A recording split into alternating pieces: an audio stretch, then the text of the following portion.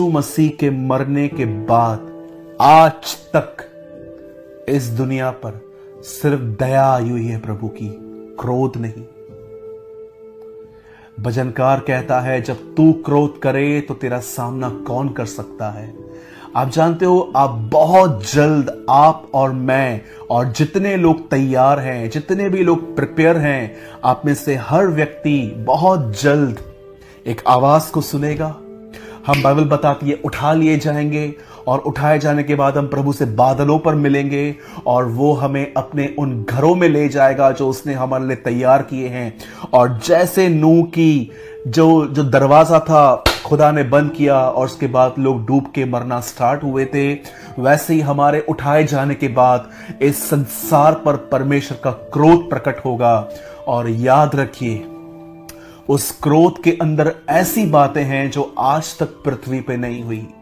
पानी ब्लड में चेंज हो जाएगा, सूरज अपनी तपन को और ज्यादा कर देगा, अयूब की तरह लोगों को फोड़ियां आएंगी, बॉयल्स आएंगे। और एक टाइम तो ऐसा लिखा गया है कि एक एंजल नीचे उतरा और पूरी दुनिया में भूकंप आना चालू हो गए। आपने कभी कभी सुना होगा इस कंट्री में, इस शहर में आया, लेकिन वहां पर लिखा गया है जब वो स्वर्गदूत आया तो पूरी दुनिया में से भूकंप आए।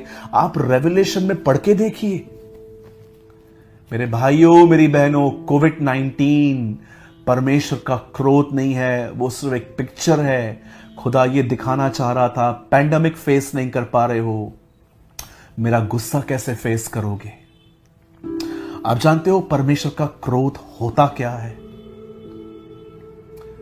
मैंने आपको लास्ट टाइम भी कहा था, मैं आपको फिर से कहता हूं, जब सेकंड वेव आई, कोविड-19 की जो वेव अब आई थी, आपने देखा होगा लोग वेंटिलेटर्स के लिए, अस्पतालों में बेड्स के लिए, दवाइयों के लिए लाइन लगा के खड़े थे। हर व्यक्ति जीना चाहता था। लेकिन आप जानते हो क्रोध में क्या होता है, कोई जीना नहीं चाहेगा। इसलिए रेवल्यूशन में लिखा है, वे पहाड़ों से कहे कि हम पर गिरो, लेकिन पहाड़ भी नहीं गिरेंगे। पहाड़ भी कहेंगे नहीं गिर सकते, खुदावन ने मना किया है। ब्रदर, मैं बचना चाहता हूं, मैं क्या करूं? मैं अब जो आपको समझा रहा हूं, प्लीज इस बात पे ध्यान दीजिए। जरा सोचिए, प्रभु नूह को कह रहा है जहाज बना। नूह ने मेहनत करना स्टार्ट की। मेहनत करते करते जरा सोचिए, उसके अंदर ये ख्याल नहीं आते होंगे कि परमेश्वर ने कहा है पानी आएगा। मैं इतना बूढ़ा हो चुका हूं, मैं इतने सालों से यहां पर रह रहा हूं, मैंने आज तक पानी नहीं देखा है। क्या ये मेरे खुद के विचार तो नहीं है, या मेरा माइंड मुझे डिसीव तो नहीं कर रहा, या मुझसे शैतान ने तो बात नहीं की है। जरा सोचिए, उसके ख्याल उसे कितना तंग करते होंगे। उसके बाद जब वो लोगों को समझाता होगा, लोग उसे इग्नोर करते होंगे, लोग कहते होंगे कि ठीक है हम शाम को आएंगे, तुझसे बात करेंगे, अभी तो तू जा। या कई बार आप लोग उसे बुरा भला कहते होंगे। अब ये दूसरी आवाजें चालू हो गई कि लोग भी बिलीव नहीं करते। पहली आवाज ये थी, कहीं ये मेरे दिमाग की बात तो नहीं है। और जरा सोचिए, एक व्यक्ति इतने सालों में नहीं आया। क्या नूह ने कभी ये नहीं सोचा होगा मैं गिव अप कर दूं, ये लगता है मेरे ख्याल हैं। वो बंदा हमेशा सारी बातें इग्नोर करके अपने जहाज को बनाता रहा, उसने तैयार किया। हम कई बार हम सोच भी नहीं पाते हैं कि हम क्यों रुके हुए हैं। हमें कोई किसी ने कहा, भाई आपने तो धर्म बदल दिया है, आपको तो पैसे मिल गए हैं, हम चर्च जाना बंद कर देते हैं। हमें कई लोग कहते हैं कि आप ऐसे हो वैसे हो, हम 2 दिन वहां पर बिजी हो जाते हैं। कई बार हम इतना खाना खा लेते हैं कि हम खुद लेजी हो जाते हैं। आपने देखा हम कितना रुक रुक के चलते हैं। लेकिन नूह ने अपनी आवाज, शैतान की आवाज, लोगों की आवाज, सारी बातों को इग्नोर करके उसने परमेश्वर की मानी। इसीलिए इब्रानियों 11 अध्याय में उसके फेथ के बारे में बातें की गई। विश्वासी ने, नूह ने जलयान बनाया और सारे संसार को दोषी ठहराया और उन प्रतिज्ञाओं का वारिस हुआ। मेरे भाइयों, मेरी बहनों, अगर आप सच में चाहते हैं कि परमेश्वर का क्रोध आप पर ना आए, याद रखिए परमेश्वर का क्रोध 2 लोगों पे आने वाला है। एक, जिन्होंने सुसमाचार को सुन के नकारा है, मुझे ये यीशु नहीं चाहिए, दूसरा, जिन्होंने सुसमाचार को स्वीकार तो किया है पर वो खुदा के साथ चलते नहीं है। दो लोग, one who reject gospel and second, जिन्होंने गॉस्पल को एक्सेप्ट तो किया है पर वो खुदा के साथ चलते नहीं है। मैंने कितने लोग इन दिनों में देखे हैं, लॉकडाउन में प्रभु ने उन्हें इतना टाइम दिया, पबजी खेलते हैं, नेटफ्लिक्स पे मूवियां देखते हैं, गप्पे मारते हैं फोन पे सारा सारा दिन, मॉल्स में जाते हैं, पूरी लाइफ सेल्फी फोटोज। आपको क्या लगता है ये नॉर्मल लाइफ है कि नॉर्मल लाइफ नहीं है? मेरे भाइयों, मेरी बहनों, याद रखिए, ये संदेश आपको डराने के लिए नहीं है कि गुस्सा आ रहा है। ये संदेश, परमेश्वर आपसे प्रेम करता है और वो नहीं चाहता कि आप संसार के साथ दोषी ठहरो। कुरिन्थियों में लिखा गया है, प्रभु हमें दंड देकर सावधान करता है ताकि हम परमेश्वर के क्रोध को न झेलें। परमेश्वर की मर्जी नहीं है कि हम सब उसके क्रोध को फेस करें। प्रभु चाहता है हम उद्धार पाएं, हम उठाए जाएं, हम अपने घर में जाएं और हम वहां पर रहें। मेरे भाइयों, मेरी बहनों, आप में से हर वो व्यक्ति जो मुझे देख रहा है, मैं भाई सूरज प्रेमानी आप में से हर एक को संदेश देता हूं, परमेश्वर आपसे प्रेम करता है और वो नहीं चाहता कि आप उसके क्रोध को देखो, वो चाहता है आप उसके उद्धार को देखो। जैसे नूह अपने, जहां वो ऊपर रहता था बोट में, उसके पास एक खिड़की थी, वो हमेशा खिड़की खोल के आसमान की तरफ देखता होगा। वैसे यीशु ने कहा, जब तुम ये सारी बातें हुए देखो, अपनी शक्ल ऊपर उठाना, क्योंकि तुम्हारा छुटकारा निकट होगा। मेरे भाइयों, मेरी बहनों, प्रिपेयर कीजिए अपने आप को। खुदा ने आपको समय दिया है, उस समय को पैसों की तरह खर्च करो। मैं आपको फिर से कहता हूं, मुझे बिल्कुल भी ये पसंद नहीं है कि मैं अपना संदेश इस बात पे पूरा करूं कि आप सब सुन के लास्ट में कहो, वाओ व्हाट अ मैसेज, क्या संदेश था। जी नहीं, मुझे ये इमोशनल वे से अपना मैसेज पूरा नहीं करना है ताकि लोग नीचे कमेंट्स करके लिख दें क्या प्रचार था। मैं अपना हर संदेश इस किताब पे पूरा करना चाहता हूं। मैं आज भी आपको यही कहना चाहता हूं, मेरे भाइयों, मेरी बहनों, खुदा ने आपको समय दिया है।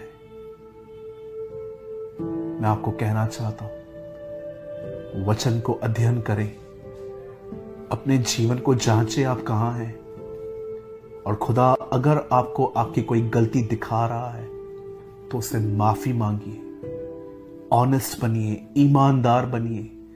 क्रोध आ रहा है। जब तक इस दुनिया में कलीसिया है तब तक आप कभी खुदा का क्रोध नहीं देखोगे। याद रखिए, कभी भी नहीं। बहुत लोग कहते हैं कोविड-19 खुदा का क्रोध है, उसका एंगर है। कुछ लोग कहते हैं कि सुनामी आई, ये उसका क्रोध है। मैं आपको कहना चाहता हूं, नूह ने जलयान बंद किया, प्रलय आ गई। लूत सदोम और अमोरा से निकला, आग आ गिरी।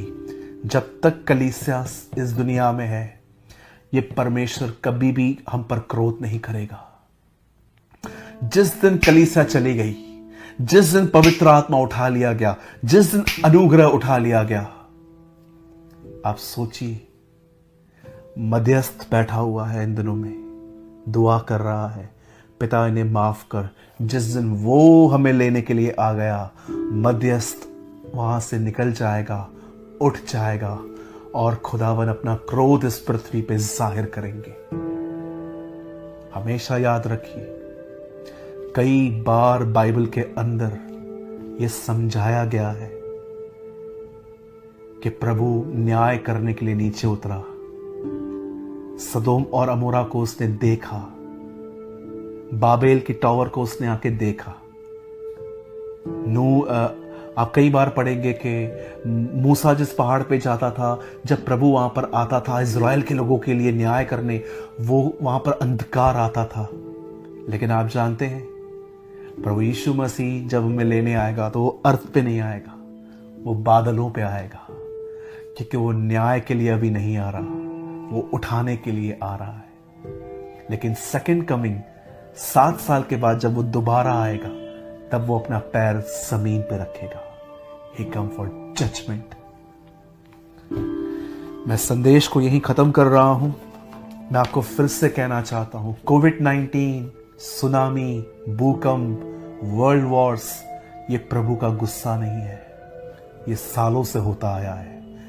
प्रभु का गुस्सा है कलीसिया उठाए जाने के बाद। कई लोग कहते हैं ब्रदर सताव आएगा।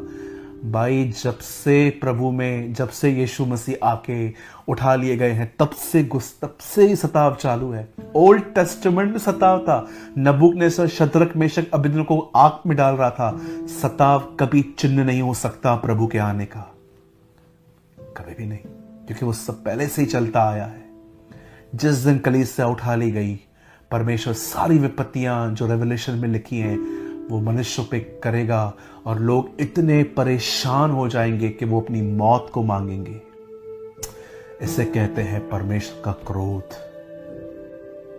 मेरे भाइयों, मेरी बहनों, अपने हृदय और अपने जीवन को ठीक करें।